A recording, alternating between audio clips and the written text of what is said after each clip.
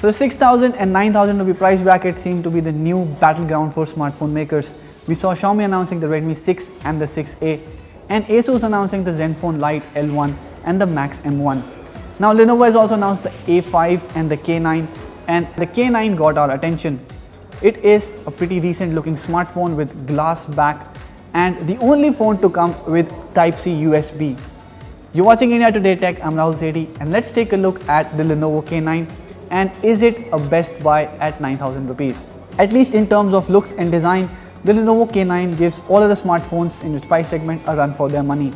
You get 2.5D glass back and 2.5D glass at front as well. There's a fingerprint scanner which is easily reachable, a dual camera setup, a Type-C USB port at the bottom alongside speaker grill and headphone jack, and overall you'll see the phone is pretty handy and lightweight. At 5.7 inches, the Lenovo K9 is not very big like the Realme 2 and not very small like the Redmi 6 or the Max M1. Also, it's pretty lightweight, so using the phone with one hand is very easy and delight to use in fact. The fingerprint scanner on the back is easily reachable and is very fast. The only drawback probably could be a hybrid SIM slot that doesn't allow you to add two SIM cards simultaneously along with a microSD card. But still you get dual cameras at front alongside a notification LED, earpiece and front camera flash. The buttons are also very tactile and delight to use, and the volume rocker is split into two. Overall, the Lenovo K9 has a very exquisite design for its price. Now let's take a look at the display and performance. The display on Lenovo K9 is one of the best things about the phone. I mean, it's not very high in resolution, it's just 720p, which is as good as what other phones offer in this price segment. But paired to a very smooth touchscreen and a slightly enhanced viewability, that is on an IPS LCD panel, the viewing angles are pretty nice on the device, and you will see the color production is also very decent. Only while watching YouTube videos you will notice that you feel a little crunch of resolution, but otherwise for daily use the brightness levels and the colors on the phone are very good. The only concern that remains is the hardware. The Lenovo K9 comes with a Helio P22 chipset, and our past experience with the chipset has not been very good. I mean, we saw it on the Nokia 3.1 Plus and it turned out to be a nightmare when it came to gaming on the phone.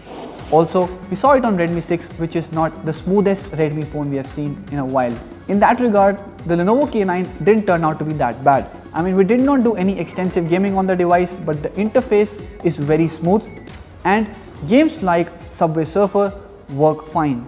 Also, if you talk about the speed, app launching is pretty nice, and in fact the interface itself is very close to stock, so that is quite a good thing. You'll see it is a very clean interface, though there are some third-party apps and also some gesture features embedded inside the interface. But overall we found the interface to be very clean and quite fast. For the hardware it packs, it's a pretty fast phone.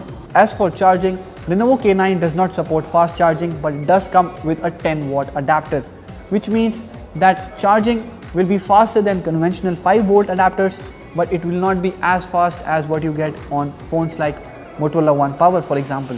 Which is okay because most phones in this price segment don't really offer fast charging, let alone a Type-C USB port.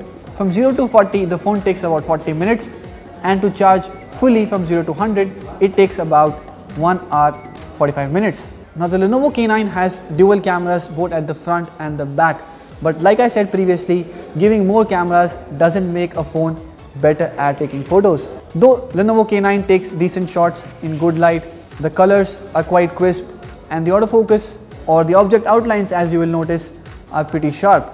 Details are decent, they are not very great, but they are not bad either. But more importantly, you'll see in low light situations, the camera doesn't perform well. There's visible noise and the shutter slows down drastically, so you'll need a very steady hand to take blur-free shots. Same happens with the front camera. In good light, it works well, but in low light, you'll see there are a lot of grains. Also, its bokeh mode isn't as perfect as what you've seen on rear cameras, so the background blur doesn't really work while you're taking photos with the selfie camera. So overall, at 9,000 rupees, the Lenovo K9 appears to be a good package. You not only get a vibrant display and a very nice design, a premium design, along with a Type-C USB port, which is, I think, very rare to find in this price bracket, but you also get good performance. The interface is fast and clean, and despite its budget hardware, it performs quite well. The only things that could have been better are the front and rear cameras. Do let us know what you think about the Lenovo K9 in the comment section below, and if you have liked this video, hit the thumbs up button and share it with your friends. Subscribe to our channel to get latest videos on technology, smartphone and other gadgets like this. Thank you for watching.